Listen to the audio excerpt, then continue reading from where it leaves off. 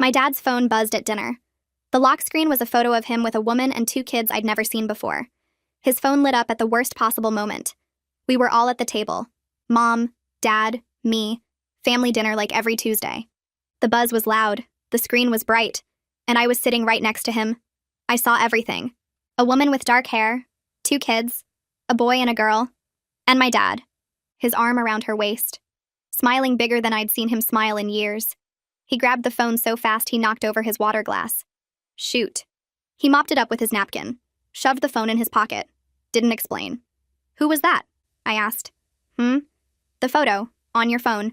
He laughed, forced. Stock photo, came with a case I'm reviewing. My dad's a lawyer. He lies for a living. But he'd never lied to me. At least I thought he hadn't. Mom didn't notice anything. She kept talking about her sister's wedding. I nodded along, but my mind was somewhere else. The way he had his arm around that woman. The way those kids stood in front of them. Like they'd done it 100 times. That night, I couldn't sleep. I kept seeing it. The woman's face, the little girl's smile. Something about her looked familiar. I told myself I was crazy. Stock photo, client case, made sense. But it didn't make sense.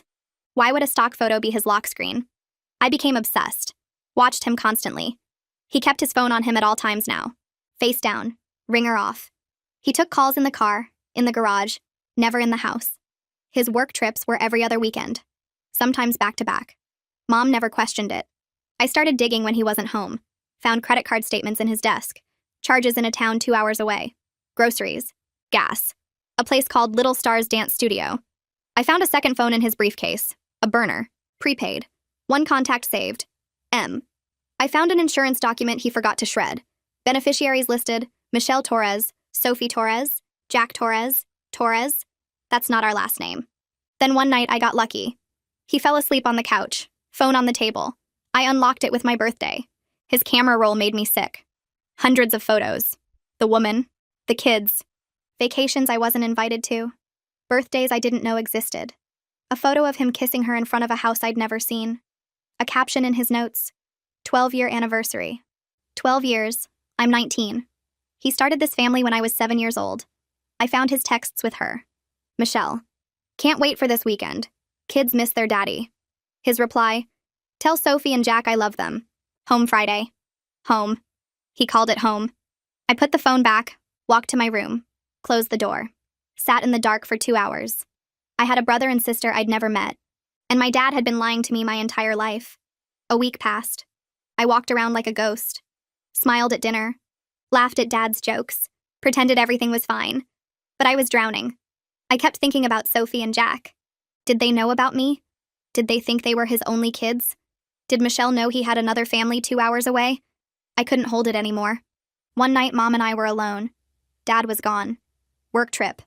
I sat her down in the living room. I need to show you something. She looked confused. What is it? I handed her my phone. The folder was already open.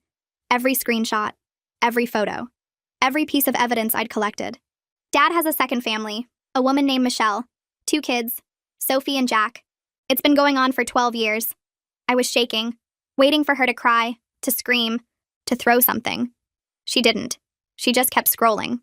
When she finished, she handed the phone back, looked me dead in the eye. I was wondering when you'd find out. I can't speak. My mouth opens, but nothing comes out. Mom sits there looking at me with this calm face like she just told me what's for dinner instead of destroying my entire world.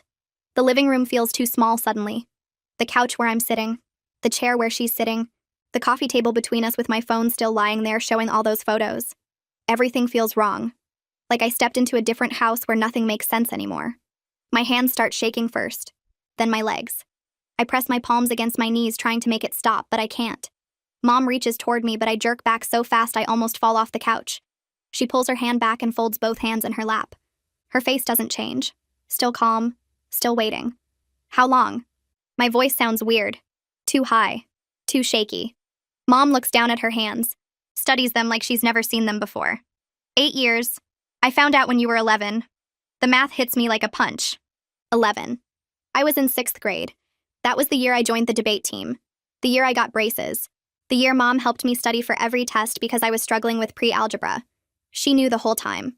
Through middle school. Through high school. Through my graduation last year where she cried and hugged me and told me how proud she was. You knew through everything. I'm not asking, just stating it. My first boyfriend, getting my license, college applications. You knew Dad had another family the entire time. Yes. She doesn't try to explain it away, doesn't make excuses. How? The word comes out too loud, too angry. How did you find out? Mom shifts in her chair. I suspected for a while before that. The late nights, the weekend trips, the way he'd smile at his phone and then hide it. So I hired someone, a private investigator. He followed your father for 3 weeks and confirmed everything. A private investigator. She hired someone to follow Dad around. She got proof. She saw photos probably just like the ones I found. And then she just, what? Came home and made dinner? Helped me with homework? Pretended everything was fine? Why didn't you leave? My voice breaks on the last word. Mom finally looks up at me. Her eyes are dry. No tears. I made a choice. For you. For stability. For me? I laugh, but it sounds wrong. Harsh. You stayed for me? Leaving would have meant splitting everything. The house, your father's income. You would have had to change schools, move to a smaller place. I couldn't do that to you during such important years. She says it so calmly, like she's explaining a business decision, like she's talking about choosing a car or picking a vacation spot. Not about staying married to a man who was living with another woman, raising other kids. That's not fair. I stand up. Can't sit anymore. Need to move.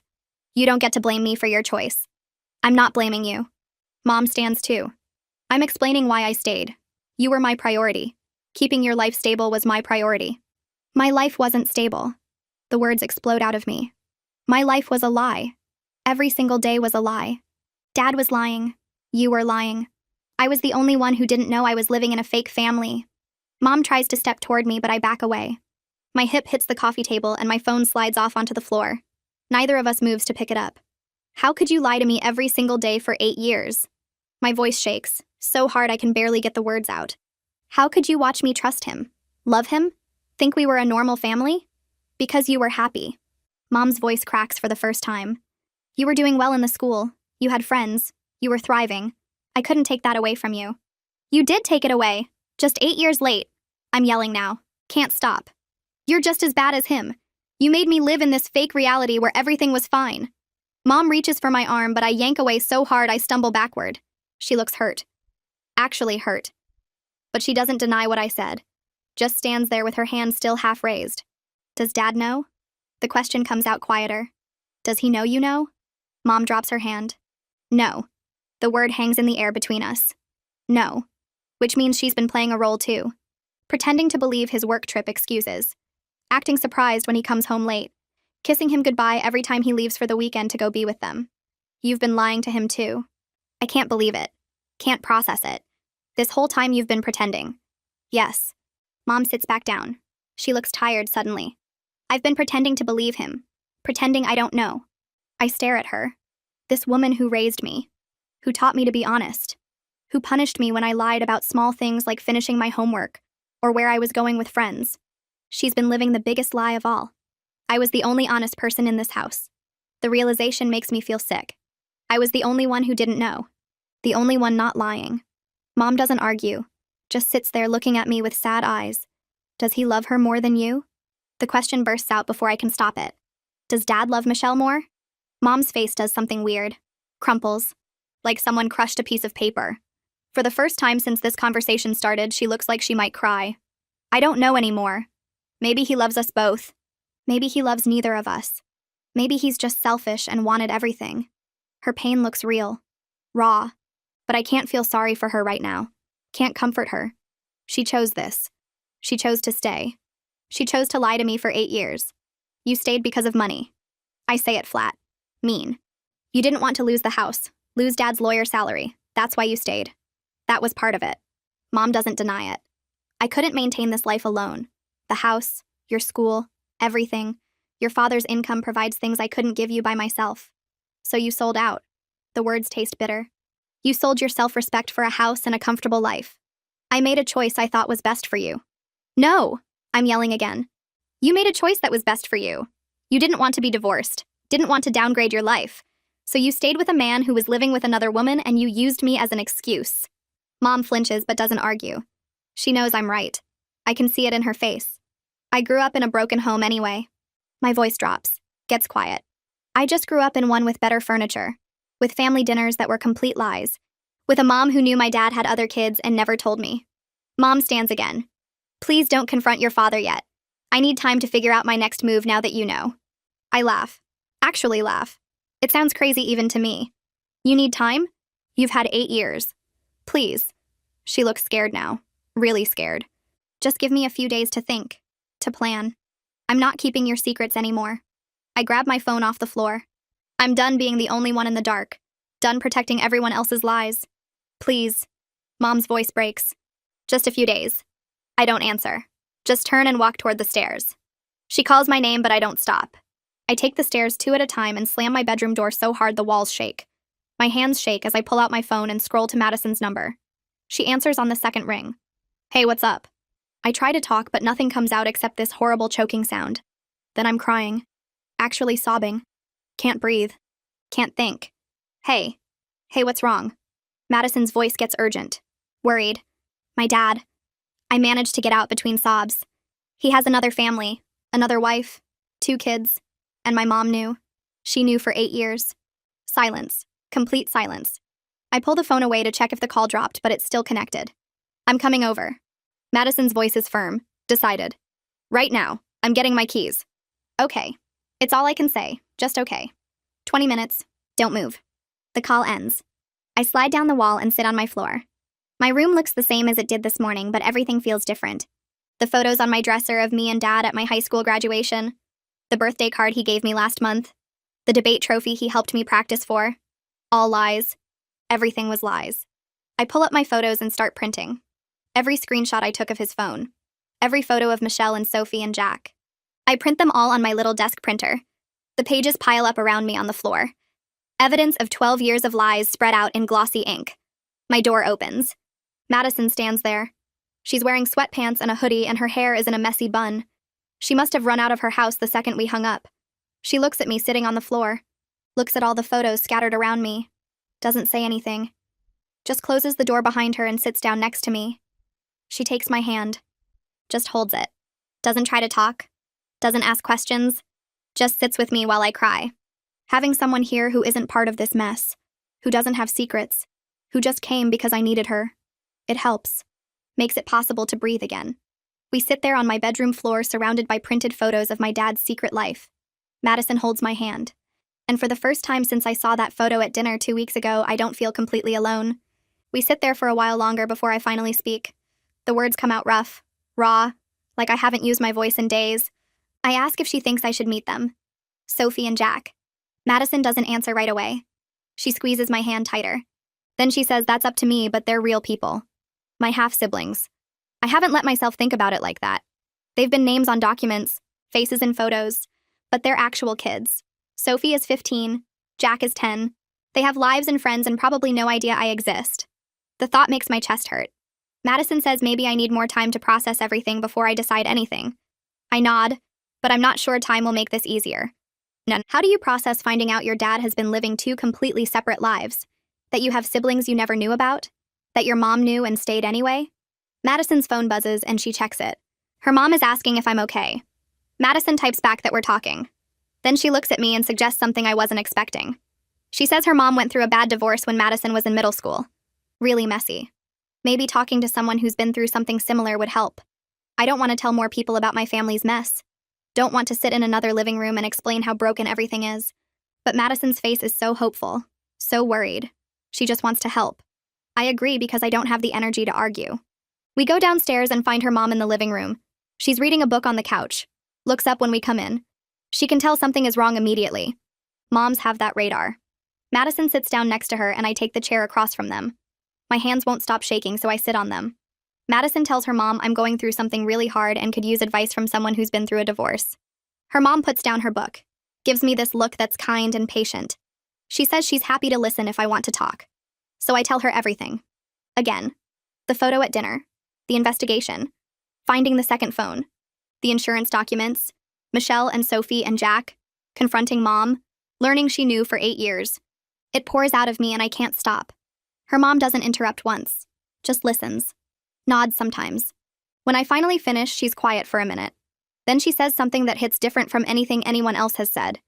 She tells me my mom made a choice that a lot of people make when they find out about cheating, staying for money, for the kids, for stability. She says it's way more common than people want to admit, even if it's not healthy, even if it hurts everyone in the long run. I hate that this makes sense. Hate that there's a whole category of people who do exactly what my mom did, who choose comfortable lies over hard truths.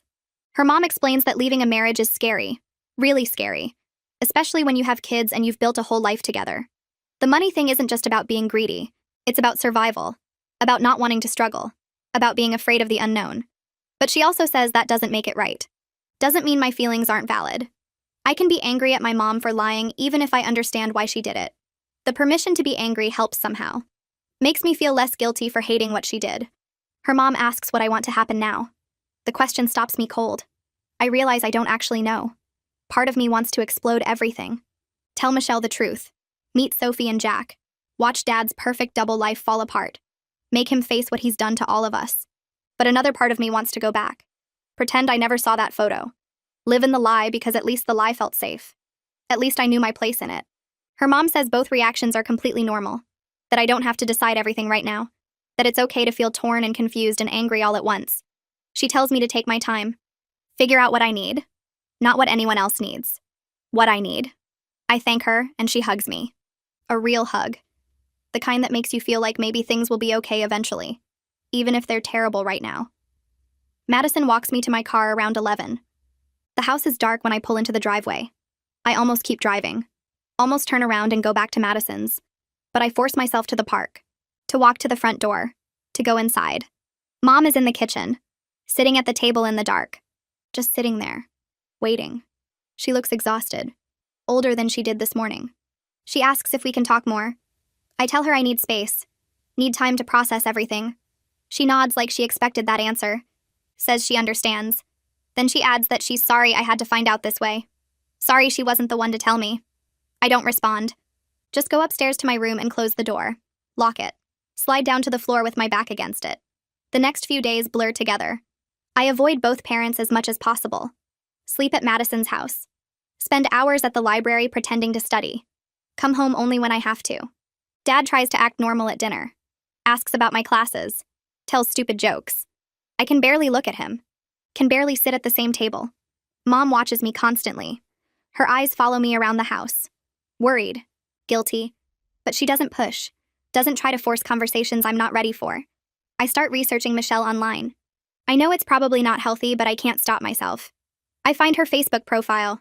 It's mostly private, but her profile picture is public. Her and Sophie and Jack at a beach somewhere. All three of them laughing. They look like a normal, happy family. Like the kind of family you see in commercials. It makes me feel like the outsider. Like I'm the secret. The mistake. The family he's stuck with while his real family lives 2 hours away. I find Sophie's Instagram next. She's 15 and her account is public. I scroll through months of posts. Pictures with friends, selfies, dance recital photos. She's really into dance. That explains the charges for Little Stars Dance Studio on Dad's credit card. In some of her photos, I can see Dad in the background. Blurry, but definitely him. He looks relaxed, happy, like he doesn't have another daughter sitting at home wondering why she's not enough. One post shows Sophie and her friends at some competition. They're all in matching costumes. Dad commented with a bunch of proud emojis. I click on his profile from the comment, but it's private. A whole separate account I never knew existed. Jack doesn't have social media because he's only 10. But he shows up in Sophie's posts all the time. Her annoying little brother. There's a video of him doing this silly dance in their kitchen. Sophie is filming and laughing. In the background, I can hear Dad laughing too. That sound. His laugh. The same laugh I've heard my whole life. It makes me physically sick. I drop my phone. Run to the bathroom. Throw up. Madison finds me an hour later. I'm back in her room. Staring at Sophie's Instagram again. She takes my phone gently. Puts it face down on the desk. Tells me stalking them online is only going to hurt me more. I know she's right, but I can't stop thinking about them. About Sophie posting videos of inside jokes and family moments. About having a sister who shares her life like that. About Jack doing silly dances while Dad laughs. About being part of a family that feels real instead of whatever mine is. A week crawls by. 7 days of pretending everything is normal when nothing will ever be normal again. I avoid both of them as much as possible. Come home late, leave early, eat dinner in my room claiming I have too much homework. Mom doesn't push. She watches me with those guilty eyes but keeps her distance like I asked. Dad seems oblivious. Or maybe he's just good at pretending. He's had 12 years of practice after all. Tuesday afternoon, I'm in my room doing actual homework when I hear the garage door open. Dad's home early. My stomach drops. He never comes home before 6 on weekdays. I hear him moving around downstairs. Footsteps in the kitchen, then on the stairs. Coming up. My door is closed but not locked. I stare at it, waiting for the knock. It comes soft. 3 taps. His voice comes through the wood asking if I have a minute to talk. My heart starts racing because I don't know if Mom told him. If he knows that I know. I force my voice to sound normal and tell him to come in. He opens the door slowly. Looks tired. His tie is loose and his jacket is draped over his arm. He asks if we can talk in his office downstairs. Says it's more comfortable. I follow him down the stairs, trying to keep my face blank. Trying not to let him see the anger burning in my chest. His office is at the end of the hall past the living room. Dark wood desk, leather chairs, shelves full of law books he probably never reads anymore. He sits behind the desk and gestures to the chair across from him. I sit down and grip the armrests. The leather is cold under my fingers. He leans back in his chair and studies my face for a second before speaking. Says he's noticed I've been distant lately. Asks if everything is okay with school and friends. He's using that concerned parent voice. The one that used to make me feel safe. Now it makes me want to scream. I tell him everything is fine. Try to stand up to leave, but he holds up his hand. He says he wants to make sure I know I can talk to him about anything. That he's always here for me no matter what. The words taste like lies even though his face looks sincere. I sit back down because my legs feel shaky. He keeps talking. Says he knows college applications are stressful, and he wants to help however he can. I nod and make non-committal sounds. Then he mentions he has a work trip this weekend. Asks if I want to do something special next week. Just the two of us. Father-daughter time. Maybe that new restaurant I've been wanting to try. The casual way he lies about the work trip breaks something inside me. I've been holding it together for a week. Playing along with Mom's silent agreement not to confront him yet. But I can't do it anymore. I look him straight in the eye and ask where he's really going this weekend. His face freezes. Just for a second. Then he recovers and repeats that it's a work trip to meet with clients. Standard stuff. His voice is smooth. Practiced. I stand up fast enough that the chair scrapes against the floor. Tell him I know about Michelle. About Sophie and Jack. About everything. The color drains from his face like someone pulled a plug. He sits there staring at me with his mouth slightly open. Then he sinks back into his desk chair like his bones turn to liquid. Asks what I'm talking about. Voice weak. Confused. But I see the fear in his eyes. The guilt. I cut him off before he can build up to a better lie. List everything I found. The credit card statements with charges in that other town. The burner phone with M saved as the only contact. The insurance documents listing Michelle Torres and Sophie Torres and Jack Torres as beneficiaries. The photos. Hundreds of photos of him with them. Living a whole other life. His denial crumbles as I talk. He just sits there behind his big lawyer desk looking smaller than I've ever seen him. When I finish, he doesn't try to argue. Doesn't try to explain it away. He just stares at me with this horrible mixture of fear and guilt and something that might be relief.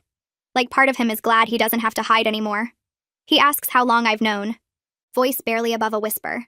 I tell him about the photo at dinner 2 weeks ago. The one that lit up his phone at the worst possible moment. He puts his head in his hands. Elbows on the desk.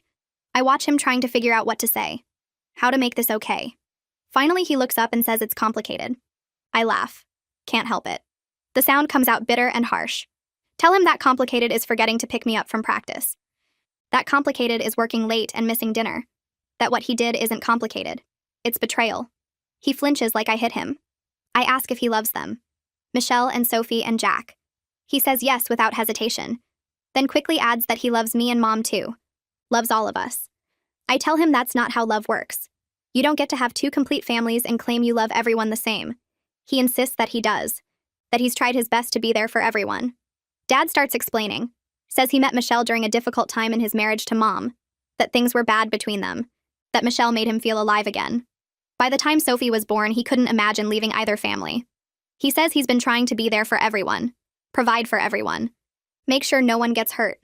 I ask if Michelle knows about us. About me and Mom. The silence that follows tells me everything. He can't even look at me. Just stares at his hands on the desk.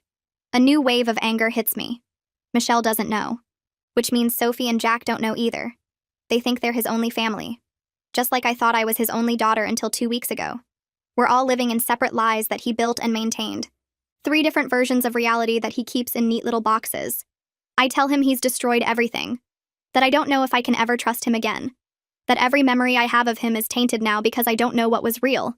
He starts crying, actual tears running down his face, reaches across the desk toward me, but I step back.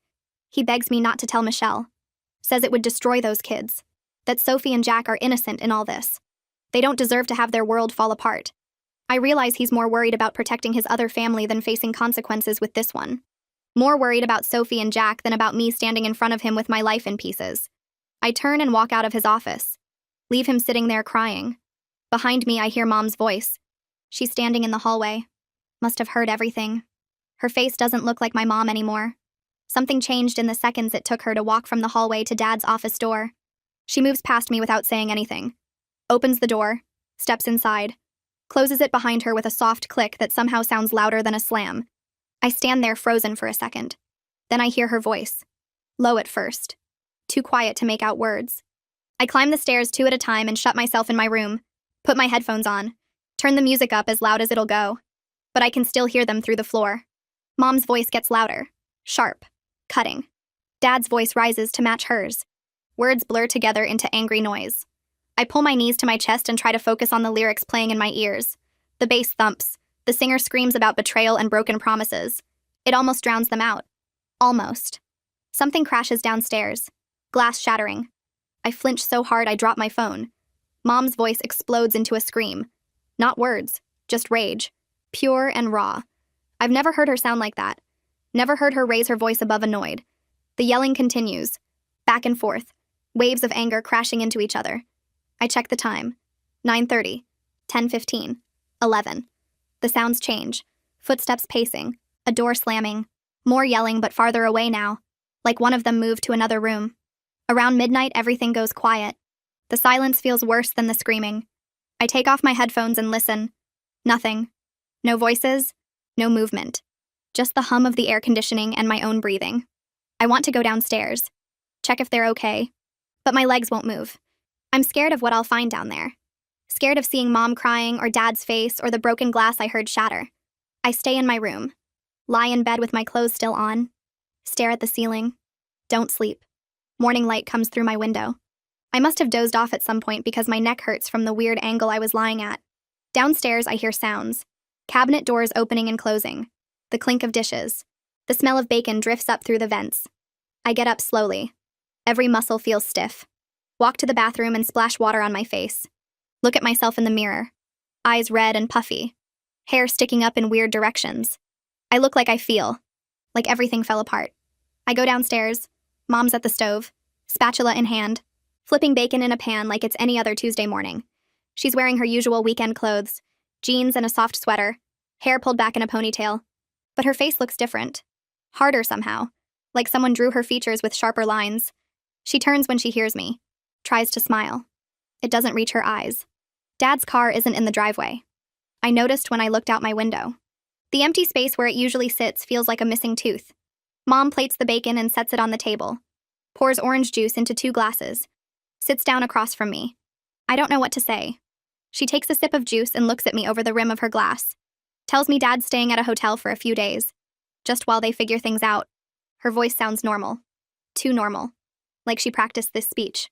I push bacon around my plate with my fork. Ask if she's okay. She nods. Asks if I'm okay. I don't know how to answer that. I'm not okay. Nothing's okay. But I don't have words for what I'm feeling. So I just shrug.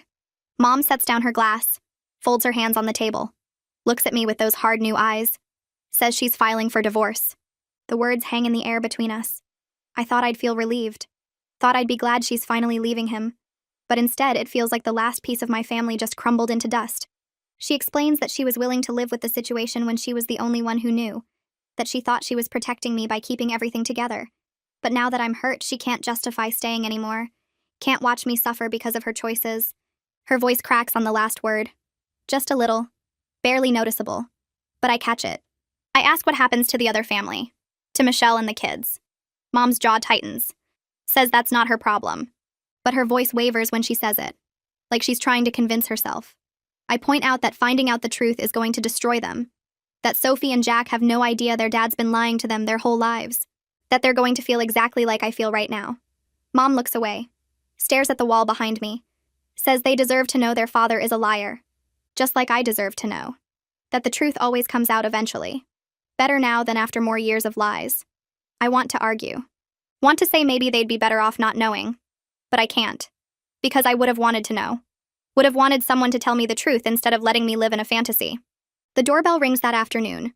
I'm in my room throwing clothes into a backpack, not really thinking about what I'm packing, just grabbing things. Mom answers the door downstairs. I hear voices, then footsteps on the stairs. My door opens and it's Madison. She takes one look at my face and the half-packed bag on my bed. Doesn't ask questions, just comes in and starts helping me fold shirts. I tell her I can't stay here right now. Can't sleep in this house with the ghost of last night's fight hanging in the air. Can't sit at that table with Mom pretending everything's fine. Ask if I can stay with her family for a while. She doesn't hesitate. Says yes immediately. Grabs my bag and carries it downstairs while I follow with my laptop and charger. Mom's in the kitchen. Madison walks over and gives her a hug. Tells her she's taking me to her place for a bit. Mom nods. Looks relieved, actually. Like she needs space, too.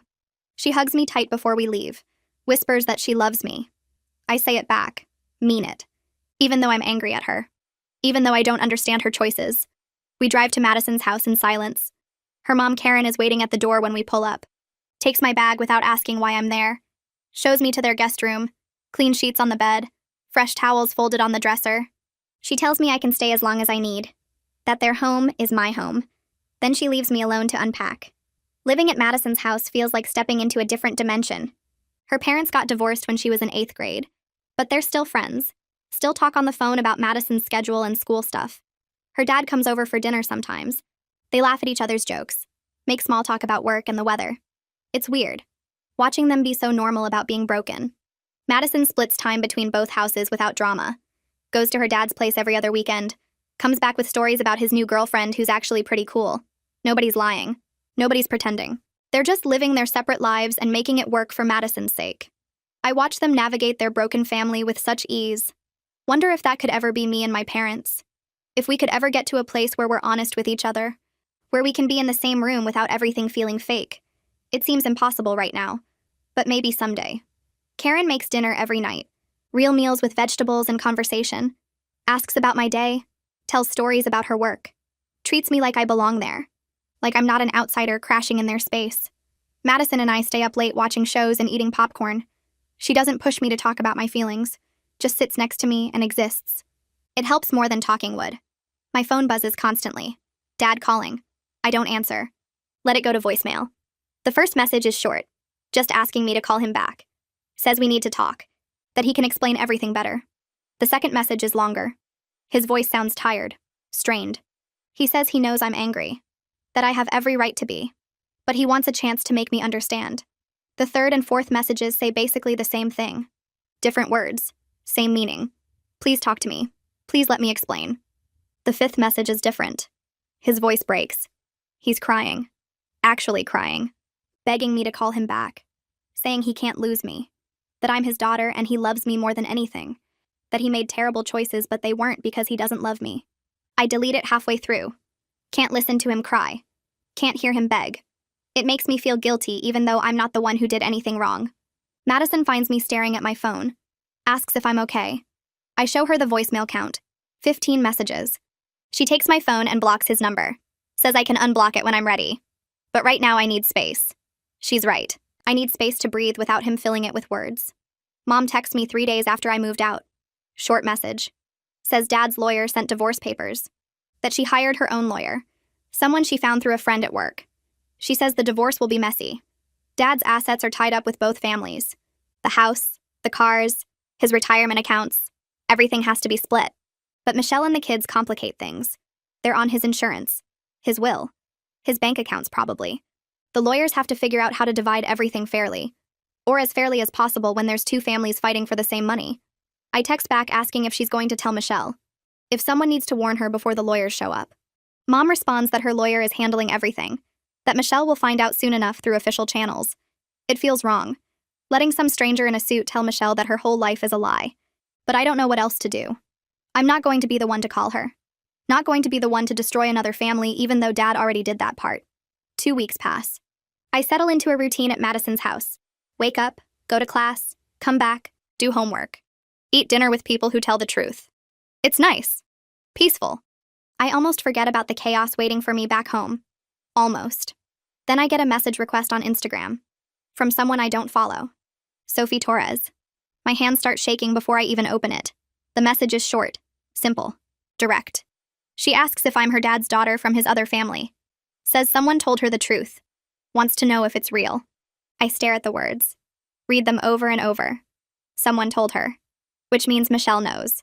Which means their whole family just exploded the same way mine did. I sit there holding my phone, trying to figure out how to respond. What do you say to your half-sister who just found out you exist? Who just found out her dad's been lying to her for her entire life? I type and delete about 10 different messages. Finally settle on something honest. Tell her yes. I'm his daughter. His other daughter. From his other family. Hit send before I can change my mind. She replies instantly. Asks if we can talk on the phone. I give her my number. 5 minutes later, my phone rings. Unknown number. I answer. Her voice catches when she says hello. Young. Shaky. Like she's been crying for hours. I press the phone against my ear so hard it hurts. Neither of us speaks for a few seconds. Just breathing on both ends of the line. Finally, she says her name even though I already know it. Sophie. I tell her mine. Another silence stretches between us. She clears her throat and asks if I'm really her sister. Half-sister. I say yes. She makes a sound that's half laugh, half sob. Says she didn't know I existed until 3 days ago. Her mom got a call from a lawyer about divorce papers. That's when everything came out. Michelle thought my dad was divorced from my mom years ago. Thought I was from some failed first marriage that ended badly. Sophie's voice breaks when she says her mom hasn't stopped crying. That she locked herself in her bedroom yesterday and wouldn't come out. That Jack keeps asking why everyone is sad and Sophie doesn't know what to tell him. He's only 10. Too young to understand that his whole life is a lie. I ask if she's okay, and immediately feel stupid, because of course she's not okay. Neither of us is okay. She says no. Says she's angry and confused and she doesn't understand how someone could do this. I tell her I've been asking myself the same thing for weeks. She asks what my mom is like. If she knew. I tell her yes. My mom knew for 8 years and stayed anyway. Sophie goes quiet again. Then she asks why. Why would my mom stay if she knew? I say I don't know. Money maybe. Fear. Mom said it was for me, but I don't believe that anymore. Sophie says her mom would never have stayed. That Michelle is the kind of person who tells the truth even when it hurts. I almost laugh because that's exactly what my mom isn't. We talk for over an hour and I learn things about my dad that feel wrong coming from someone else's daughter. Sophie says he helped her with algebra homework every Tuesday night. That he came to all her dance recitals at Little Stars. That he taught her how to ride a bike when she was 6. I tell her he did the same things with me. Tuesday dinners, school events, homework help. We're comparing notes on the same person living 2 completely different lives.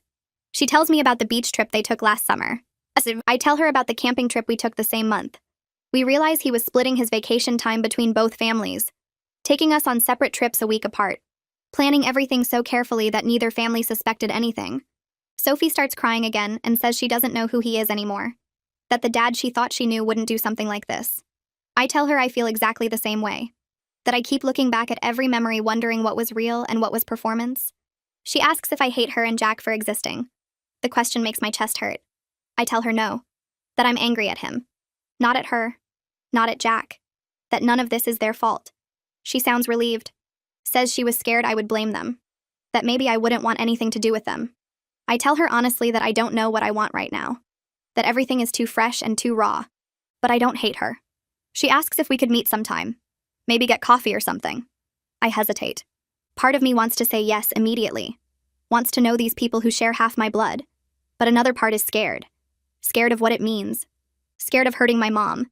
Scared of making this whole situation more real. I tell her maybe. That I need time to process everything first. She says she understands. Before we hang up, she tells me she's glad I exist.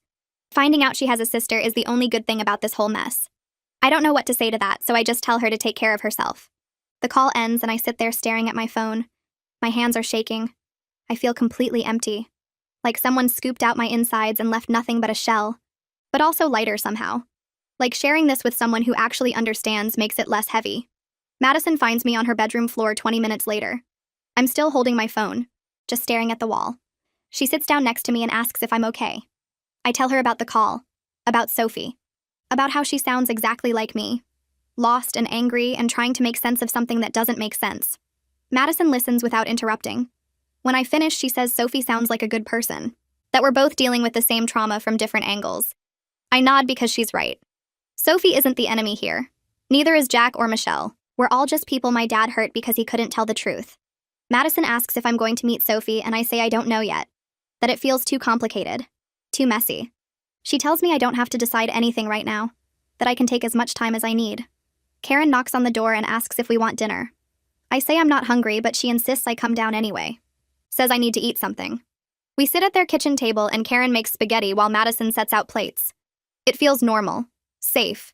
Like I can breathe here in a way I can't at home. After dinner, Karen mentions that she knows a good therapist.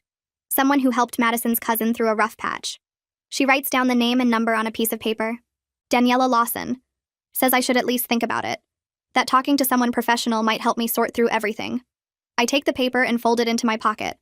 2 days later, I call the number. Daniela answers on the third ring. Her voice is calm and warm. She asks what brings me to therapy, and I give her the short version. Dad has 2 families. Mom knew and stayed. I just found out. Everything is falling apart. She doesn't sound shocked or judgmental. Just says she has an opening tomorrow afternoon if I want to come in. I say yes before I can change my mind. Her office is in a small building near the university. Comfortable chairs, soft lighting, plants in the corners. She's younger than I expected. Maybe 40. Dark hair pulled back. Kind eyes. She tells me to sit wherever I'm comfortable and I choose the chair by the window. For the first hour, I tell her everything. The photo at dinner, the evidence I found, confronting my mom, talking to Sophie. She listens without interrupting. Takes a few notes, but mostly just pays attention. When I finish, she says my feelings are valid. That what happened to me is a betrayal on multiple levels. That I'm allowed to be angry at both my parents for different reasons. I ask if she thinks I'm a bad person for talking to Sophie. For being curious about my half-siblings. Daniela shakes her head. Says curiosity is natural. That Sophie and Jack are victims too. That having a relationship with them doesn't mean I'm accepting what my dad did or betraying my mom. I'm allowed to be curious. Allowed to want to know them. Over the next few weeks, I see Daniela twice a week. We work through layers of anger and hurt I didn't know I had. She helps me understand that my mom's choice to stay wasn't really about me. That mom stayed because she was scared of being alone, scared of losing financial security, scared of what people would think, and she used me as an excuse, as justification for a choice she made for herself. This realization makes me angry at her in a new way. Not because she stayed, but because she lied about why. Because she made it seem like she was sacrificing for me when really she was protecting herself. Daniela also helps me work through my feelings about Sophie and Jack. She points out that they didn't ask to be born into this situation any more than I did. That they're dealing with the same confusion and pain. That getting to know them doesn't erase what happened. Doesn't make it okay. But it might help all of us feel less alone. One evening, I'm in Madison's room doing homework when Karen calls up the stairs. Says someone is at the door for me. My stomach drops because I know who it is before I even go downstairs. Dad's car is in the driveway. I can hear his voice through the door. Karen is standing in the doorway blocking him. Her arms are crossed, face stern. He's trying to explain that he needs to see me, that we need to talk. Karen tells him firmly that I'm not ready to see him yet, that I'll reach out when I'm ready. He argues, says he's my father and he has a right to talk to me.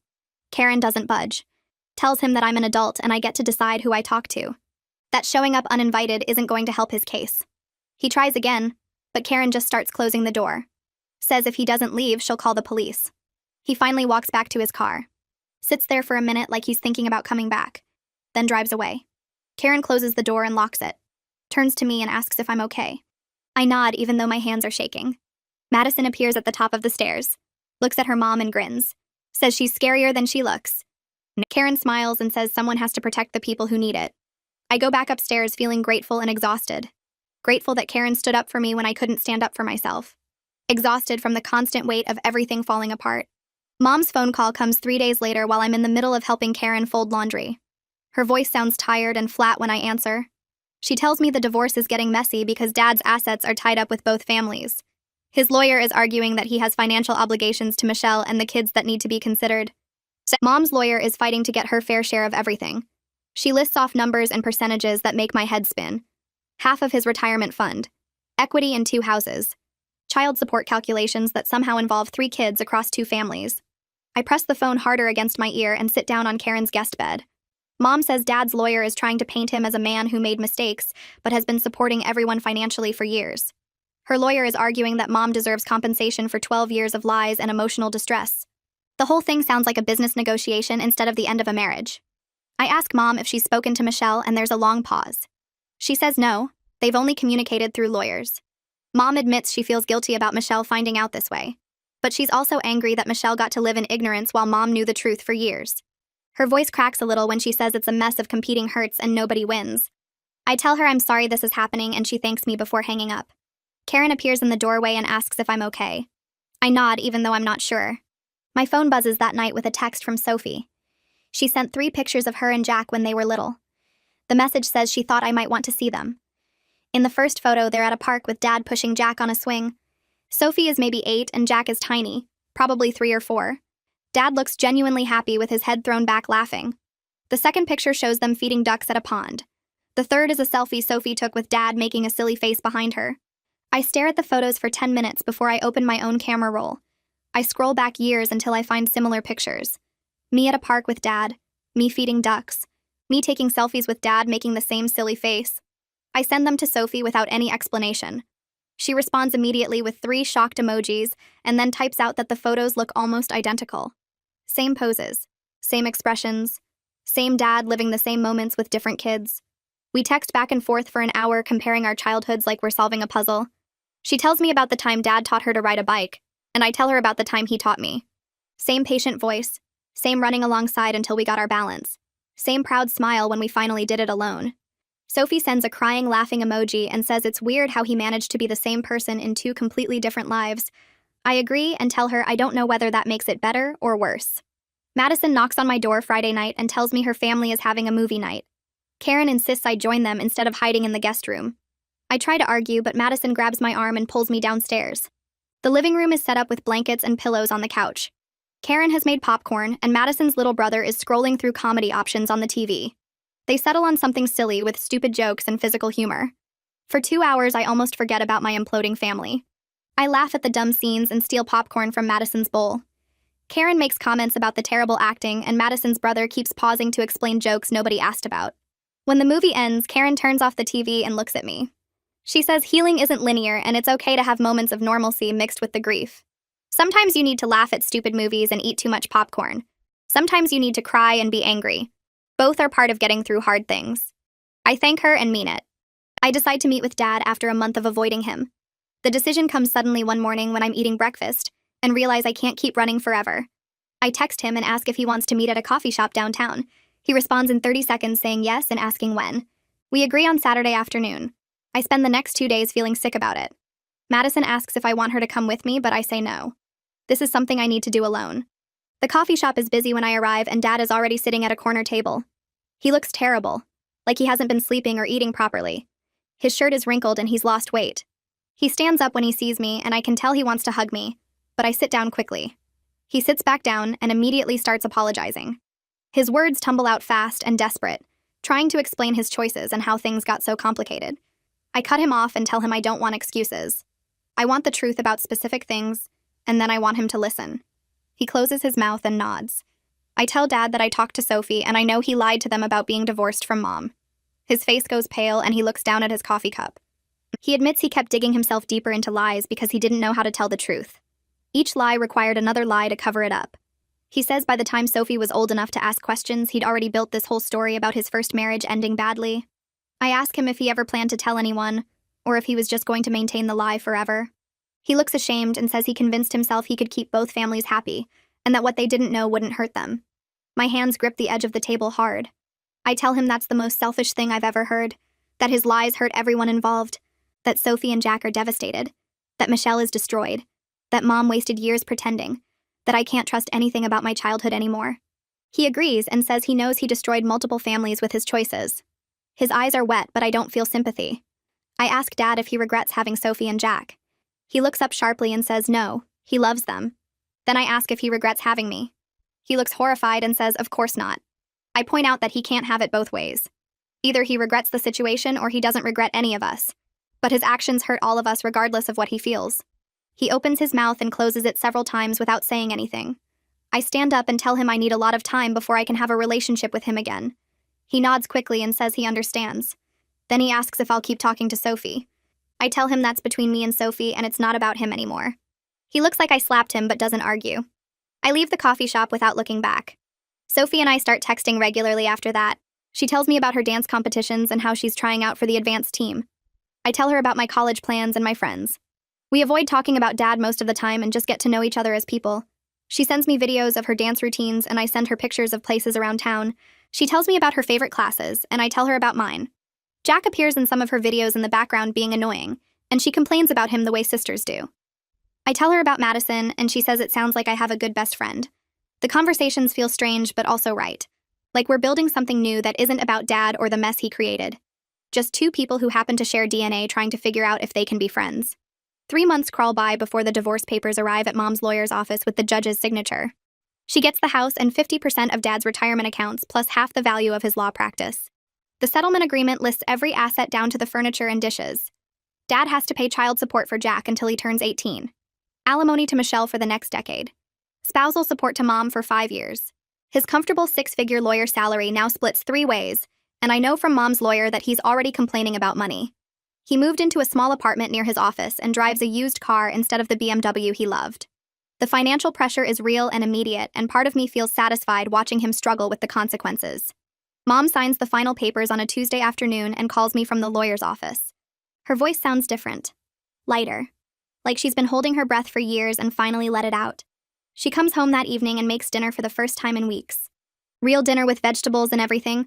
We sit at the kitchen table, just the two of us, and she pushes food around her plate before looking up at me. She says she's sorry for lying all those years. That she should have left when she first found out about Michelle and the kids. That she was scared of being alone and worried about money, and used me as an excuse to stay when really she was protecting herself. Her eyes fill up, but she doesn't cry. I tell her I'm working on forgiving her, but I'm not there yet. That it still hurts knowing she chose to pretend instead of dealing with the truth. She nods and says she understands. That she'll wait as long as it takes for me to trust her again. I move back home 2 weeks after the divorce finalizes. Madison helps me pack my stuff from her guest room and her mom hugs me goodbye and makes me promise to visit. Living with Mom feels strange at first because we're different people now than we were before everything exploded. We talk more. Real conversations instead of surface-level small talk about school and weather. She tells me about her fears when she first discovered Dad's other family. How she almost left but convinced herself staying was better for me. How she regrets wasting years in a fake marriage. I tell her about my therapy sessions with Daniela, and how I'm learning to separate my anger at Dad from my feelings about Sophie and Jack. How talking to Sophie helped me realize they're victims too. Mom listens without interrupting and admits she never thought about how Michelle's kids were affected. We're building something new between us. Something honest. Sophie texts me one morning asking if I want to meet in person. The message sits on my phone for an hour before I respond. Part of me is terrified to see her face to face instead of through photos and videos. But another part needs to know if we can actually be sisters instead of just two people who share DNA. I text back yes, and we spend the next 3 days figuring out logistics. We agree on a restaurant halfway between our towns. Some chain place with booths and mediocre food. The drive there takes 90 minutes and my hands shake on the steering wheel the entire time. I park in the lot and sit in my car for 10 minutes trying to calm down. Then I see her standing near the entrance looking at her phone and I recognize her immediately. Same dark hair as Dad. Same way of standing with one hip cocked. I get out of the car and walk toward her and she looks up and our eyes meet. The first few minutes are painfully awkward. We hug, but it's stiff and weird. We get a table and order drinks and stare at our menus without really reading them. Then Sophie makes a joke about how this is the strangest blind date ever, and I laugh so hard I snort. The tension breaks and we start talking for real. She tells me about her dance team and how they placed second at regionals. About her best friend who's boy crazy and drives her nuts. About Jack being annoying but also sweet. I tell her about Madison and college plans and how therapy is helping me process everything. We talk for 3 hours straight through lunch and coffee refills. The waitress keeps checking on us and we keep ordering things we don't really want just to stay longer. I notice she has Dad's sense of humor. The way she makes sarcastic comments and timing her jokes perfectly. But she also has this stubborn streak that reminds me of Mom. Jack is with Michelle today, but Sophie shows me videos on her phone. Him doing a silly dance. Him trying to do a backflip and failing. He seems like a good kid. Goofy and energetic. Before we leave the restaurant, Sophie asks if we can do this again. Maybe in a few months when things settle down more. I say yes without hesitating. She tells me Michelle is still really hurt and angry about everything. She's going to therapy too and trying to figure out how to co-parent with Dad now that the truth is out. Sophie mentions that Dad is trying harder to be present for them now. Showing up to her dance competitions. Taking Jack to baseball practice. But it's different from before. like he's trying to prove something instead of just being their dad. She says it feels forced and uncomfortable. I understand exactly what she means because my relationship with Dad feels the same way. We hug goodbye in the parking lot, and this time it feels more real. Like we're actually building something instead of just going through motions. College starts in August, and I move into the dorms with Madison as my roommate. We requested each other and got lucky with assignments. The betrayal changed me in ways I'm still figuring out, but it taught me things too. About the importance of honesty even when it's hard. About choosing yourself when necessary instead of sacrificing everything for other people's comfort. Madison and I decorate our dorm room and meet people in our hall and go to orientation events. Karen texts me regularly, asking how I'm doing and if I need anything. She checks on me like a second mom, and I'm grateful for her presence in my life. Classes start, and I throw myself into schoolwork and making new friends, building a life that's mine instead of defined by my family's mess. 6 months after everything fell apart, I'm in a different place than I was at that Tuesday dinner table when Dad's phone lit up. Sophie and I text every few days, and we're planning another meetup for Thanksgiving break. Mom and I are rebuilding trust slowly through honest conversations and shared dinners. Dad and I talk occasionally, but it's surface-level stuff about school and weather. He asks if I need money or help with anything. I keep him at arm's length because I don't know if we'll ever get back what we lost. Maybe we won't. Maybe this is what our relationship looks like now. I'm learning that family is complicated and messy. People make choices that hurt the ones they love. That sometimes the best you can do is move forward with the people who choose honesty over comfort. I'm not okay yet. Some days are harder than others. But I'm getting there. Building a life that feels real instead of performed. And that's enough for now.